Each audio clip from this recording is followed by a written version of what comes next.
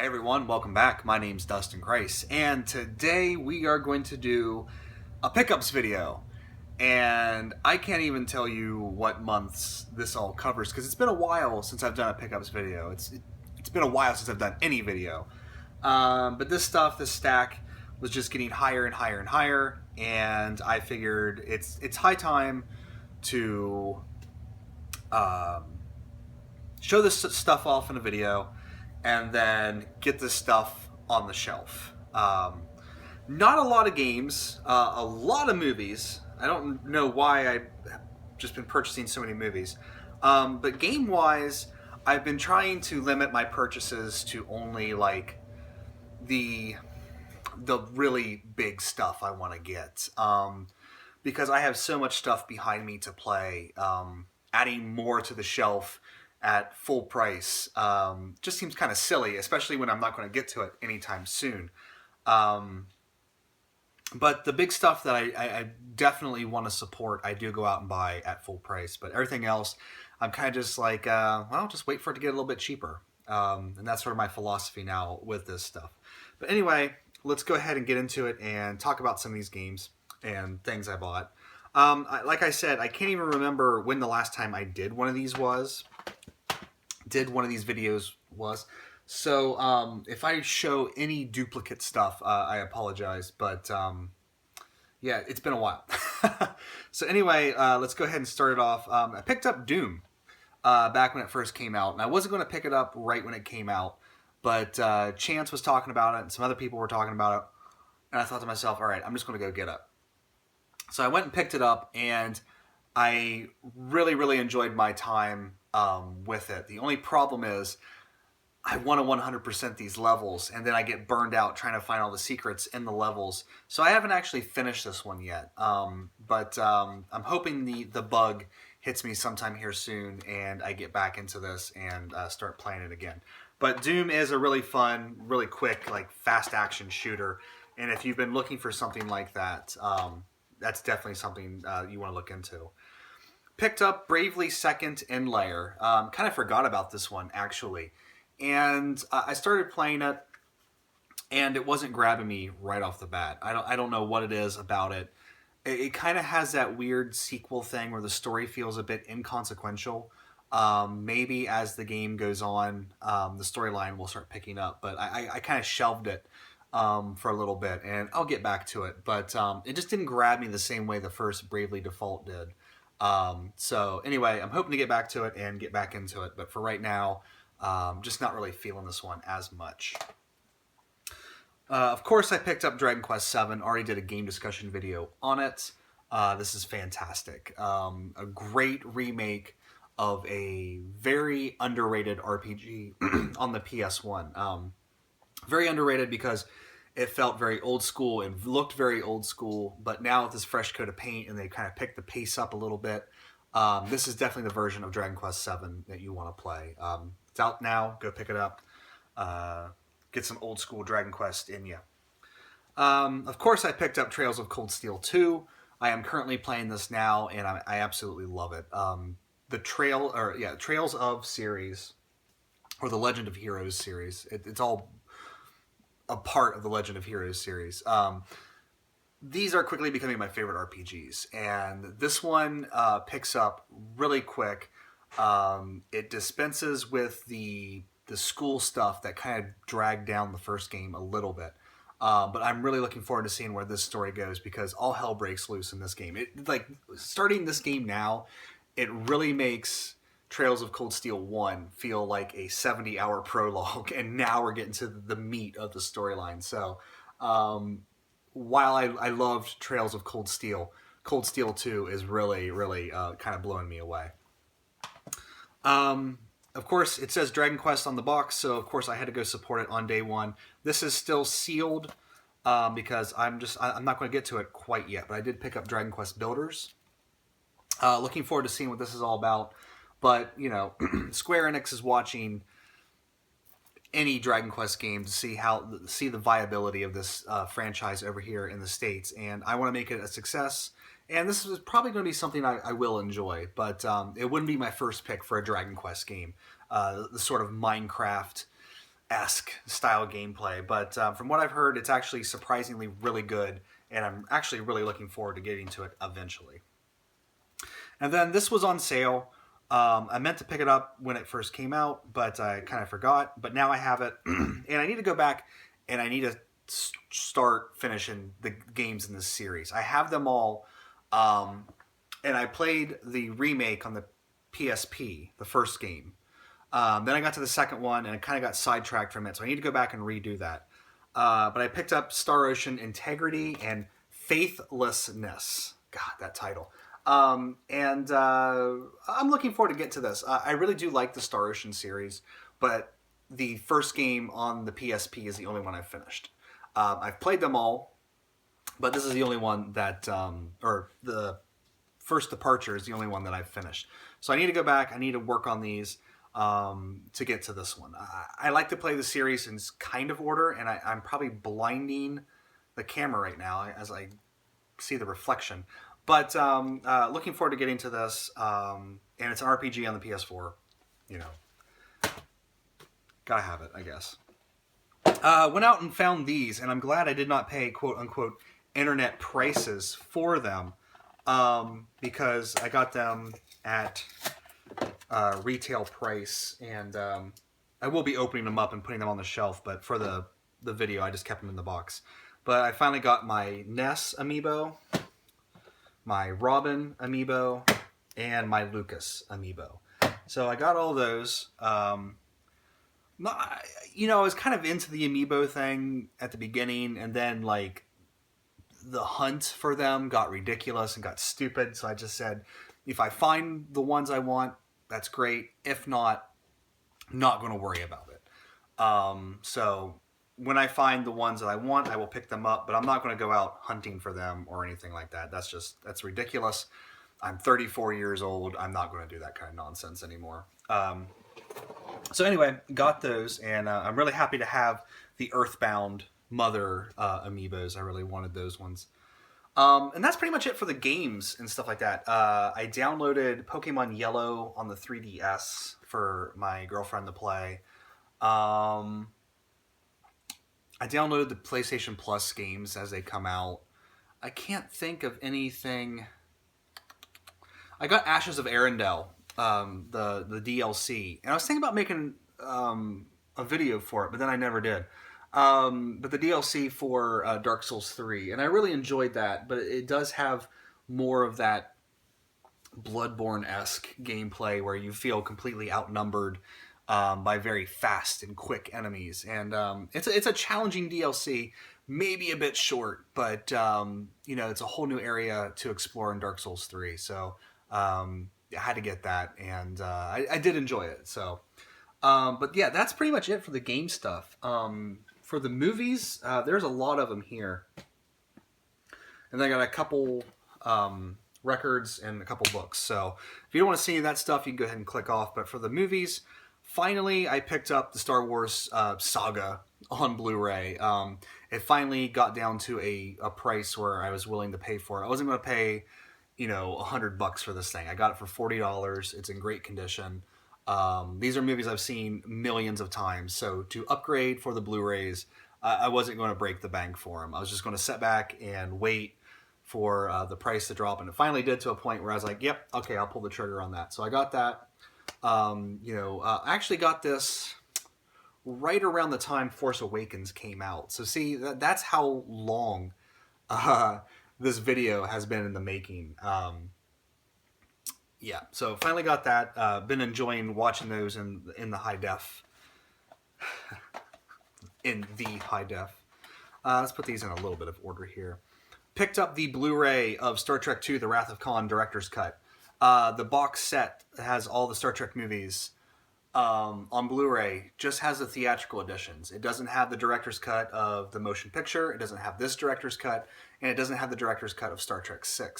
Out of all of those director's cuts, I would say this is probably the most consequential. It adds a lot of nice little story bits in with Kirk and makes the characters feel a bit more fleshed out. The director's cut for the motion picture really did kind of flesh out that really bare bones story. But at the end of the day, when I watch the motion picture, I'm really watching the motion picture for the visuals um, of that movie, because that's really sort of the draw of that movie. The acting's so wooden, like the fleshing out of the storyline, it's not that big of a deal. But yeah, I don't know why they didn't. I know why they didn't put them in the box set, so they can make us double dip later on. But Star Trek II: The Wrath of Khan is one of those movies that I just had to have the director's cut of, and because there's just certain scenes that when I watch the theatrical cut, I'm so used to watching the director's cut and how those certain little extra snippets just add so much to the storyline that it really is missing when I watch the theatrical cut. So had to pick that up.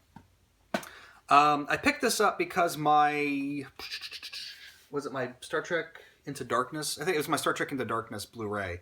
Somehow it got scratched and it wouldn't play anymore. So I picked up Star Trek the Compendium. This has the first Star Trek 2009 and Into Darkness in one set, and it also has all of the Into Darkness bonus features, because Into Darkness, they spread the bonus features out across like multiple different stores versions of the DVD set. Really stupid practice. I hate that practice. But this compiled them all together, and I got this well before this next one came out. I did pick up Star Trek Beyond on Blu-ray as well, and I absolutely love this movie. But when this movie came out, they had essentially a 3-pack with '09, Into Darkness, and Beyond. And if I knew that was going to come out, I probably would have got that. But I don't know if it has all the bonus features that the Compendium has, because I am actually one of those people that like to sit back and watch bonus features. But anyway, Star Trek Beyond, it really does feel like a updated, beautiful, original series episode. The storyline is not as quote unquote epic. It is in some regards, but when you look at it in regards to like 2009 and Into Darkness, it doesn't feel as big. But what it does, it has a lot of great character moments, a lot of great visuals, and of the Abrams verse movies, this is the one that feels the most like the original Star Trek. And I dug that. And I really hope they keep that vibe for the next one, because they're already starting to work on it. And as far as I'm concerned, they can continue making them with this crew as long as these guys want to stick around. I don't think these guys have the staying power of the original series cast, because a lot of those guys, that was sort of their only gig, was being Chekhov or Sulu, and these actors have much more varied careers. So I don't know how they're going to keep these guys around for multiple movies, but I guess we'll see where Star Trek goes after some people in this crew start to hang it up. But really dug this movie, really enjoyed it. Yeah, I just think people, it seems like the excitement for the new Star Trek movies is starting to wane a little bit, but hopefully people are still checking it out, because I still think they're pretty damn good. Anything new? Yeah, we'll save that for the end, because I'm probably going to talk about that for a little bit. Picked up some quote-unquote catalog titles. We wanted Lily to watch Willy Wonka and the Chocolate Factory, so we picked that up. I absolutely love this movie. I kind of despise the Johnny Depp version. Why mess, with the classic? But, people like the Johnny Depp version. She likes the Johnny Depp version, so I'm like, whatever. But this is the version for me, so... but yeah, really good movie. If you haven't watched it, what the hell's wrong with you? Picked up The Wicker Man on Blu-ray, and I saw this way back in the day, and it didn't really it didn't click with me back in the day, because I was like, well, that was kind of a boring movie. But as I've gotten older and have sort of read into more about what the movie is trying to get across and stuff, it really does.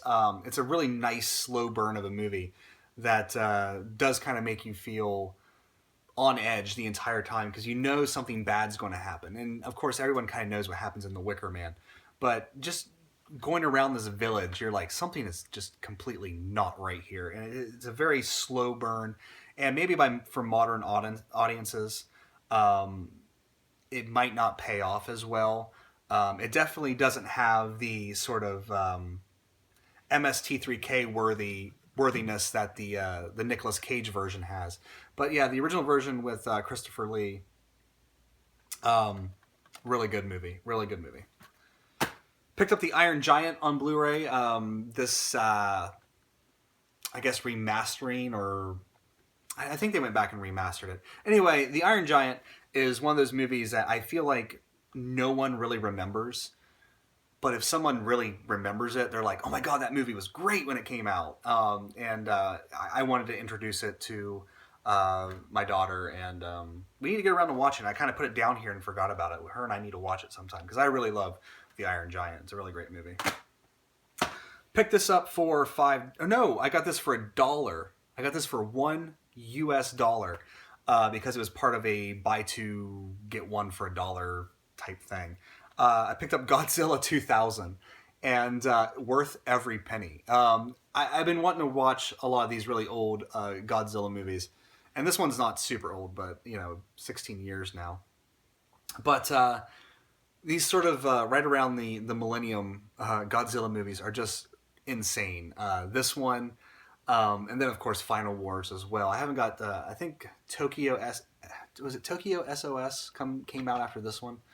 I haven't got that one yet, but every now and then when I see these for a cheap price, because I'm not going to pay top dollar for old Godzilla movies, but if I see them for a reasonable price, I'll pick up a Godzilla movie, bring it home, and just bask in the ridiculousness of it.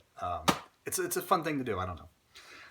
The girlfriend and I were discussing watching scary movies around Halloween, and I realized that I had this on DVD at one point in time, and then it disappeared. I don't know what happened to it.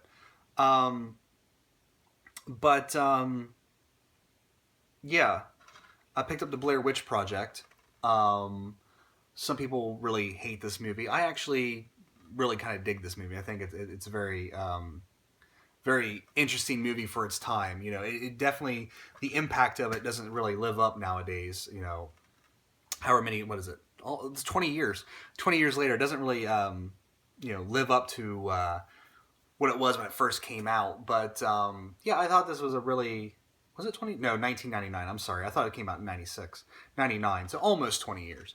But I thought this was a great movie when it came out, and it made me actually scared of my basement because I lived in an old farmhouse growing up, and our basement was really it was just like a stone cellar. And I was just terrified of it. So, still sticks with me. I got a lot of nostalgia for it, but I can see why people wouldn't, care for it nowadays. Picked this up because it was $5, and I realized I didn't have it, and I wanted it. Stephen King's It. Now, Caitlin will not watch this with me because she hates clowns. She saw it once as a kid, and it traumatized her. She says she's not watching this again. So, sometime I'll get around to watching it. I bought the book. In fact, I probably should have had that down here. I bought some books as well, but I rebought the book here lately, and I wanted to finish reading it first. But it's like a 1,000-page book, and I have next to no time to do anything. So I'm slowly making my way through it. But when I get done with the book, I'm going to throw this in and relive some old memories. Picked this up because it was $7, and I love this movie, and I think people. There's like a little cult of people out there that really love this movie. A lot of people don't consider it one of Ridley Scott's best films, but I just out and out love it. The only weak link for me is, of course, Orlando Bloom, because this was the time when Orlando Bloom had to be in every movie, but that's Kingdom of Heaven. I still have my Director's Cut Ultimate Edition DVD set, because I think I had to look at the special features listed on here, but I think this has everything on it that the DVD did, and I really love that box set. I would sit and watch the making. I've probably watched the making of Kingdom of Heaven more than I've actually watched Kingdom of Heaven. I really loved those bonus DVDs. I just thought they were just exactly what I wanted in special features. But anyway, Kingdom of Heaven, really great movie. Still to this day, Edward Norton as King Baldwin IV just sticks in my mind. Just that when they're marching on the battlefield and he's in front of the Jerusalem army and the Golden Cross is behind him. Just those iconic scenes just stick with me. But really a fantastic movie and kind of informative, on the situations we're in nowadays. We picked up Beetlejuice because Lily had never seen Beetlejuice. We forgot about the fuck in it. um, we forgot that Beetlejuice drops the F bomb in it, and it's just PG. It says PG on the back, and then we're just watching it long, and then he drops that F bomb, and Caitlin and I both shoot a look at each other like, "Oh yeah, that's in there." But Lily knows not to say bad words, so. Anyway, we picked up Beetlejuice. What can you say about Beetlejuice? It's a classic. You don't really need to bemoan that. I picked this up because this was... Actually, before I talk about this, I should probably talk about this one. Ghostbusters. I was going to do a retrospective video on the Ghostbusters series, between talking about the old movies, talking about the real Ghostbusters, talking about Ghostbusters Extreme, and then talking about this one. I did not do it because I just did not want to deal with the bullshit. I had no interest in dealing with the bullshit because I actually thought this was pretty good. I enjoyed my time with it. Is it, the classic, 1984 movie? No, it's not. It's something different and taking on its own merits. It does have a couple scenes that go on a little too long. The humor sometimes is a little too dry, but at the end of the day, when I walked out of the theater, I was like, I actually really enjoyed that. And my daughter enjoyed it too. So that was fun, to see her watching these girls up on the screen kicking ass. But at the time, I just didn't want to do the video because I was like, I don't want to deal with a bunch of meatheads, bashing me one upside down the other about liking a movie. But who cares? I guess you guys want to bash me. That's fine. I thought it was a good movie. I picked it up. Of course, I did get it cheap. I waited for it to get a little cheap. But that's just because I wait for almost everything to get cheap nowadays. But I had a good time with it. And I will probably be watching it sometime today with her because she's homesick from school. So anyway, there is that. But, like I said, I think the reason why I am able to accept this as Ghostbusters is because I don't hold Ghostbusters or Ghostbusters 2 in, sacred praise. I don't. What constituted Ghostbusters for me as a child was this right here, the real Ghostbusters. This show can be scary, it can be stupid, it could be zany. The writers of this show, especially J. Michael Straczynski, who went on to create Babylon 5, which is one of the great forgotten sci-fi epics of television. They were smart with how they wrote this. There's a lot of stuff going on in this show, and watching it back as an adult, you're really kind of surprised at just how, it can be very kiddish at times, but at the same time there is an adult sensibility to this, and you can tell that they weren't trying to be below the belt about it. They were trying to be smart about it, trying to make a smart bit of children's programming. Now, in later seasons, when Straczynski left and they started, doing Slimer in the real Ghostbusters, then you can make the argument that things got a little too kiddish. But especially in the first couple seasons, the real Ghostbusters was absolute gold. And watching back some of these, especially the Boogeyman episodes, I remember being a kid and the Boogeyman episodes scaring the shit out of me. And watching them back now, I don't get scared at him, but I'm just I'm just remembering what it was like, that voice and just the way he looks, and it's just the simple thing of light underneath your door. And if you ever had you ever slept with your bedroom door closed and then your parents would flip on the hall light and it started creeping through the bottom of your door, you kind of had that fear that maybe the boogeyman was coming after you. But I think that's why I was able to just go with Ghostbusters 2016, because I'm used to Ghostbusters being kind of malleable, and not just, it's got to be Harold Ramis, it's got to be Bill Murray, it's got to be Dan Aykroyd, it's got to be Ernie Hudson. If it's not those four people, then fuck off. I'm not, because I watched the real Ghostbusters, and it was the same characters but different voices. I watched Extreme Ghostbusters, which it was a new group of Ghostbusters, taking up the mantle. I was used to it evolving a little bit. So for them to do something different, I was okay with it. So on to music. Um, I picked up. I buy a lot of music on iTunes, and a lot of that is on the phone there that I can't really look at. But it's no fun holding up like this is what I bought digitally or talking about this is what I bought digitally. It's fun to hold up things and show you things. So I got 4 vinyl albums here. These were big releases that I wanted to pick up the actual physical vinyl release. If it's a big release that I care about, I'll pick up the vinyl. If it's too difficult to get the vinyl, then I'll go to the digital through digital means. But I don't really buy CDs anymore. I usually get iTunes or Bandcamp or the actual vinyl release. But I picked up Opeth's Sorceress. Really, really dug this. Really had a good time with this. Opeth's one of those bands that I'm not like completely into, but like every now and then, like the mood will hit me, and I'm like, man, I want to listen to Blackwater Park, or I want to listen to Ghost Reveries. This was a lot. I guess like as they've gotten more progressive, I've kind of fallen off with them. So I haven't really listened to a lot of their prior albums that were really more progressive leaning. But when Sorceress started out, like the song Sorceress, I really felt like I was in like a Miles Davis album with the sort of the organ riff that was going on there. It's a really surprising album, but at the same time a really rockin' album, and I really enjoyed listening to it. And you just got to enjoy the big beautiful artwork there. So anyway, that's Sorceress.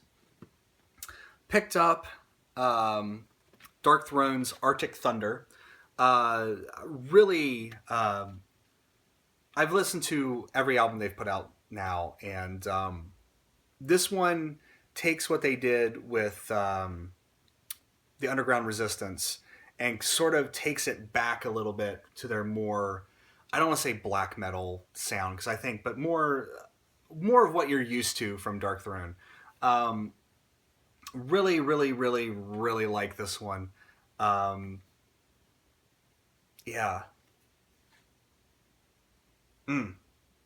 Oh, and of course, I gotta show you this. That's what I was thinking. I was like, there was something about this that I wanted to show off. I laughed hysterically when I pulled this thing out. That's side A of the album. I don't know how well it's showing up. But there you have Fenriz just howling at the moon there. And when I pulled that record out, I laughed for a good solid 3 minutes before I threw it into the record player. But very back to that sort of raw, quote-unquote, black metal sound that Dark Throne is known for. Whereas they left things like Valkyrie and Leave No Cross Unturned, those sort of like slight deviations into classic metal with Fenriz, singing more in a high register as opposed to Ted's black metal growl, Those sort of experiments on the Underground Resistance were left, they kind of didn't go with that on this one. They kind of went back to the more classic Dark Throne sound, but it's still really good. And that last guitar riff on Tundra Leech is still like one of my favorite things that I've heard this year. Next up, we have, of course, Metallica's Hardwired to Self-Destruct. It's kind of fun to hate on Metallica these days, but at the same time, I still really dig a lot of their older stuff. Like most people, like the Load Reload era, I can take or leave. Sate Anger, I don't even know what the hell that thing was. Death Magnetic, when it first came out, I really, really, really, really, really liked it. And then it just hasn't held up over the years. This is classic Metallica. Like I really feel like this is a nice. Metallica is not going to do anything to reinvent the wheel at this stage in their career. What they're going to do is they're going to do what they do extremely well, and that's what this album is. They do what they do. It's got that Metallica sound. They just do it extremely well. So much so that in a lot of ways, and this is just me, But in a lot of ways, I really feel like this could have been the album that came out after Puppets, and I love And Justice for All. I really do. But it captures so much of that 80s feel. But it's like that 80s feel through the perspective of these guys that have taken the journey of all these other albums. It really is a great album. Is it going to dethrone their best albums? No. But it is a really, really, really enjoyable album, and I would say it's been their best since the Black Album, easily. Easily. That's not a big statement to make. But I would probably actually listen to this one more than I would listen to Kill 'Em All. So, and probably Injustice for All. Because as much as I like Injustice for All, it's a bit of a slog to get through. But it doesn't beat Master of Puppets, it doesn't beat Ride the Lightning, and it doesn't beat the Black Album. But it probably comes into a nice fourth place for me. But that's me, I don't know anything about anything, so that's just my take on it. And then finally, I picked up the 20th anniversary compilation of Arab Strap. This is a band. This was a big band for me back in like the 2000s. I found them through liking Mogwai. And there's just something about the stories, because their songs are a bit weird. It's not really songs per se. It's like stories put to music. It's hard to describe, really, Arab Strap's sound. You just got to go out and listen to some of their songs. But this came out, and I have most of these songs on other things because I have their entire discography. But it was just having these all on vinyl. And like I wanted to have The Shy Retirer on vinyl. I wanted to have Rocket Take Your Turn on vinyl. I wanted to have, Cherubs on vinyl. First Big Weekend on vinyl. So it was all on here. It was a nice price. And it's got a lot of the B-side EP stuff that you might not have on your album. So it was a good deal to get these guys on vinyl, finally. The only problem is when they got shipped, I got a little nick up here from the post, but whatever. I guess that's the way it is. That's the way it is when you buy things through the internet. In terms of books, got a couple here. There's a couple that are upstairs that I should have brought down. I was in a real Stephen King mood, like I said. I bought It, I bought The Shining, and I bought Dr. Sleep. They're upstairs on the bookshelf. I forgot to bring them down for this video, but most people aren't going to sit around for books anyway. But if you've watched the channel and the pickups, I guess, in general, or maybe I haven't talked about it on the channel, I don't know. I got kind of back into black metal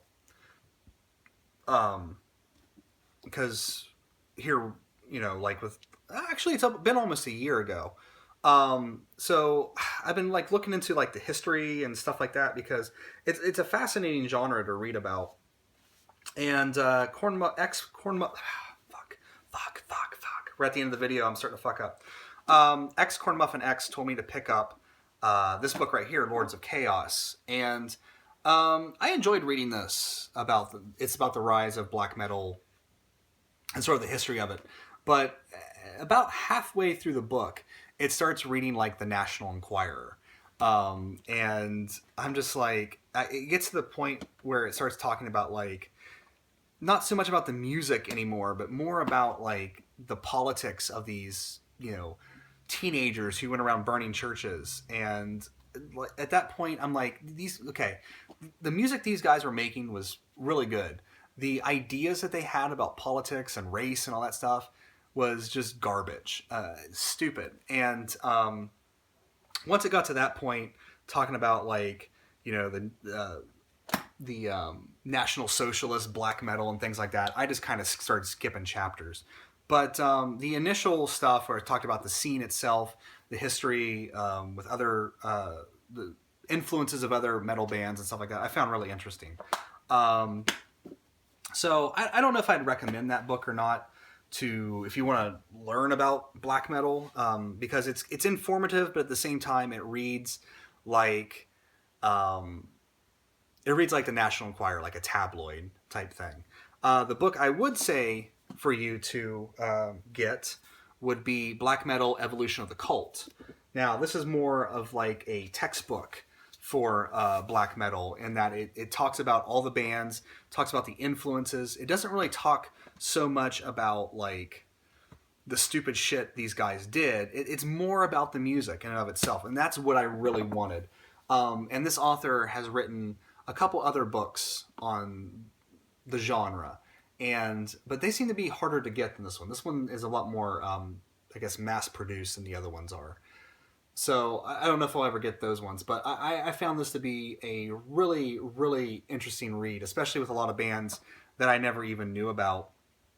And yeah, it was just a sort of a fun thing to get into. You know, you get into like a new thing, and I don't know how you guys are, but when I get into something new, I just dive headfirst into it, and I want to read everything about it and that kind of stuff. So that's kind of what that was. But anyway, I don't know how long I've rambled here, but I've rambled enough. That's the pickups video for however many months this has been. I don't know when I'll do the next one because, like I said, I'm really not picking all that much new stuff up anymore. I'm playing a lot of long RPGs with short amount of time, so going game discussions is hard to do. And I don't really like to do like clickbait news reaction videos anymore because it's what's the point, you know? So I don't know. I guess I'll do the next game discussion when I get done with Trails of Cold Steel, which I'm about 15 hours in. They're about 70 hours long, so you know I got some work ahead of me. I'm also working on Kingsfield 4 on the PlayStation 2, and that's been a trip. I'm getting close to the end on that one, but I decided to take a break from it because I'm trying not to use a guide to get through it. But I got to this point where I was like, I have no fucking clue where to go next, and I use the guide, and I like miss something like way back. And in this game, there's teleportation in the game, but it's not very useful. So I got a trek ahead of me to go back and get this item, and I'm just like, ugh, I don't want to do that right now. So yeah. But anyway, that is it for this video. I'll do the next one when I can. There's rumblings of a podcast brewing. No promises, not set anything in stone, but there are rumblings. And yeah, I guess we'll see what content I can get out when I can. So anyway, guys, that's it for this video. I want to thank you guys so much for watching. Take care, and I'll see you next time.